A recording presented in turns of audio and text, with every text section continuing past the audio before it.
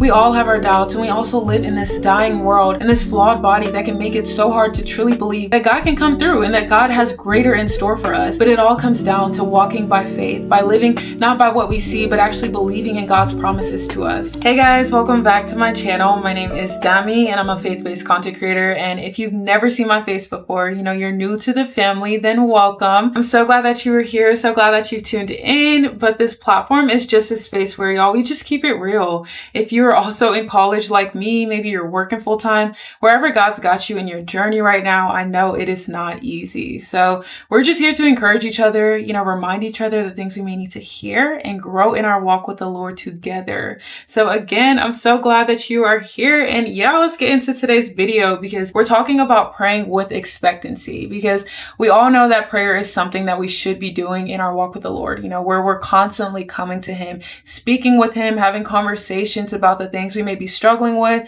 the things on our heart, or whatever the case is. But are we actually praying with expectancy, with the belief that God is going to come through with whatever we're asking? Are we actually going into prayer with certainty that God hears us and He will answer our prayers in due time according to His will? There's a drastic difference. And believe me when I say that, this is something I have recently been convicted about, with just praying as sort of a habitual kind of thing, where it's like I'm checking something off on my spiritual to-do list, where, I pray, I talk to God, I may listen to the worship music, we're doing all the things, but am I actually doing these things intentionally? And, God has recently convicted me about prayer that, girl, you're coming to me, you're speaking with me. And I love that. I love that you are making time to actually talk to me, but do you actually believe that I am actively answering these prayers as you were speaking to me? And the answer was no. God looked me in the face and said, girl, no, you don't believe me. But if this is something you're also struggling with, maybe you're not praying with as much expectancy as we should, knowing that we serve the King of Kings, the Lord of Lords, who hears us. And if He says it, then it is guaranteed. But, if this is something you're also struggling with, then I got you, because the Lord has recently given me some encouragement in this area, and I can't wait to bless you with the same encouragement as well. So I first wanted to start by actually sharing the area in my life right now where I feel like I was kind of praying with the benefit of the doubt in mind kind of thing, where it's like, God, if this happens, I don't necessarily believe that this can happen, but I know that You've given me the desire for this, but I'm just too afraid to get my feelings hurt. I'm just too afraid for that. What if you don't actually come through with this? So for me, that area was my career. A lot of you guys already know my story, but if you don't, I'm currently a college student. I go to UGA, and guys, when I first came into the school, I came in with the intention of becoming this hotshot corporate lawyer. And that was the only thing I was set on for so long before, this year and a half, God had quickly revealed to me, girl, this was your doing. This was never what I had in store for you. But because you had been set in your ways for so long, you had a lot of fear, a lot of drive in the wrong areas, you became so headstrong and committed to something I never had in store for you. So, the Lord had to check me, and He was very graceful with how He did it. But I still realized that, with the pivots that He's taken me down, with what He has in store for me now, it has so much more uncertainty with it. And that has been incredibly difficult to navigate, especially since I'm somebody who loves to be in control. But, with all that being said, I have also realized that along with these fears that I have, about the future, I'm also starting to see that affect my prayer life, where I'm not praying with as much expectancy, with as much belief that God's really got me. He's writing my story and He already has a plan in place. So maybe you were like me, maybe you have a specific area in your life, and I encourage you, comment down below, let me know what that area is, if it's with school or if it's with fitness, because at one point that was it for me. I was really doubting God's ability to help me work past the eating disorder that I was struggling with for years, y'all, and to finally look and feel my best without having to starve myself, without having to practice restriction. Whatever it is so important for us to first recognize that there is so much doubt there,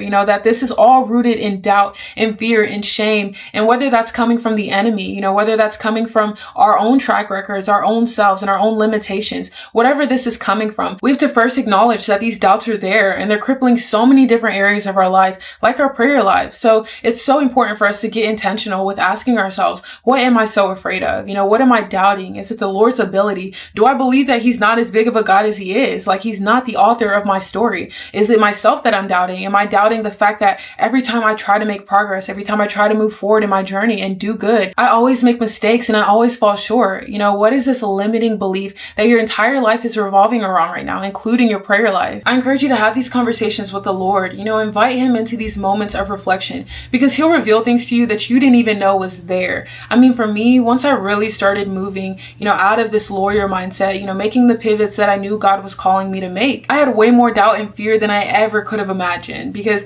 I used to think being a lawyer was hard, but I realized that this was a comfortable aspiration for me. Like, I knew every step and every milestone that I needed to hit. I know it wasn't going to be easy taking things like the LSAT, having to sit for that bar exam, but it was still predictable. And all I had to do was just climb that ladder that would be already set out for me. But once I started making the pivots into like entrepreneurship and just where God has been calling me more recently, y'all, I was terrified, absolutely terrified, because this is an area where I don't have any control, where I have to learn as I'm going, where I have to fully rely on God to provide everything that I needed versus having the answers, having a little more certainty. But once that doubt was out, that I was finally acknowledging that I felt this way, it was a little more easier to finally move forward, to trust in God a little bit more. So get clear about whatever's hindering you, whatever's hindering your ability to pray deeper with full expectancy that God is going to deliver. Because just like John 14:14 tells us, and that's a verse we're actually about to look at, we can ask him anything, and I mean anything at all, and he will give it to us. And that means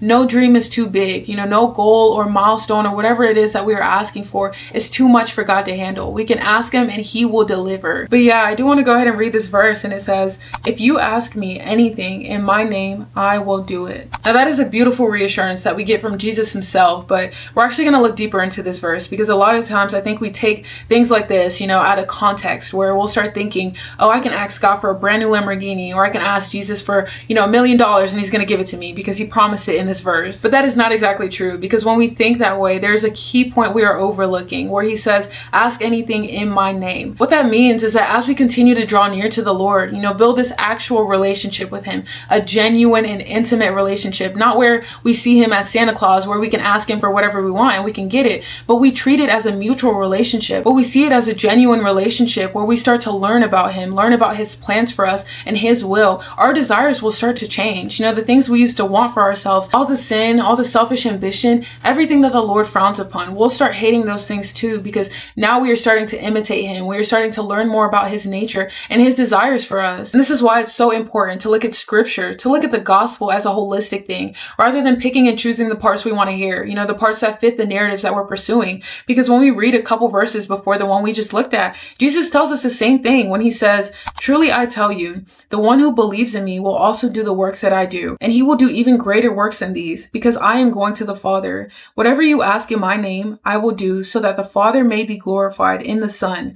If you ask me anything in my name, I will do it." So no, this is not Jesus saying that anytime we ask for cars, anytime we ask for money, for superficial things, that he's going to answer our prayers. This is him saying that anytime we ask for things in the name of the Lord, for God's glory, not for the glory of ourselves and for our selfish ambition, that's when he'll answer us. That's when he'll do even exceedingly and abundantly more than anything we even asked or could think of. So maybe it's time to reevaluate. What are you even asking God for? Are you content with where you're at right now, or are you asking him for superficial things that are not for his glory, but rather for the glory of yourself? And if the answer is that you haven't truly been praying for things that actually matter, things that glorify yourself instead of the Lord, then that is okay. But pray that God starts to change your desires, that you start to want the things that he wants for you, because I can guarantee you the things that you were praying for that may be a little more superficial, those will come in the right way, as a consequence of you pursuing his will in your life. So just continue to trust him. Trust that he wants good things for you too. And eventually in due time, he will give it to you along with his will, along with his presence, because that is a real prize. But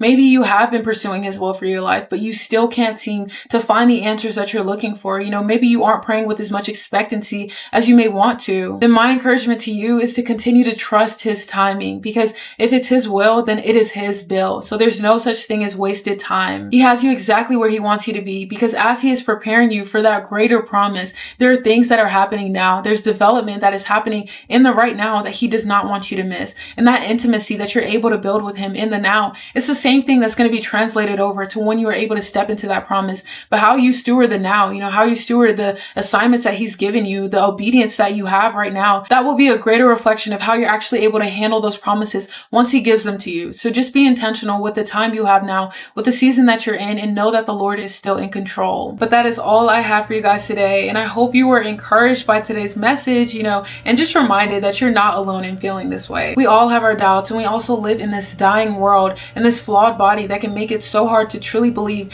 that God can come through and that God has greater in store for us. But but it all comes down to walking by faith, by living not by what we see, but actually believing in God's promises to us. So I encourage you to remember that, and as you go into those quiet times with God, as you're asking Him for whatever it is your heart desires, believe that He is actually who He says He is, and that He will answer our prayers regardless of how big or how crazy it may seem if we ask in His name. So be sure to comment down below any doubts you may be struggling with, and let's encourage each other. But if you also feel led to do so, I encourage you to leave a prayer request in the form below. It's completely confidential. I'm the only one that reads it. And if you would like me to spend intentional time praying for you, then be sure to fill that form out. But yeah, guys, that is all I have for you guys. And I love y'all, and I will see y'all in the next video.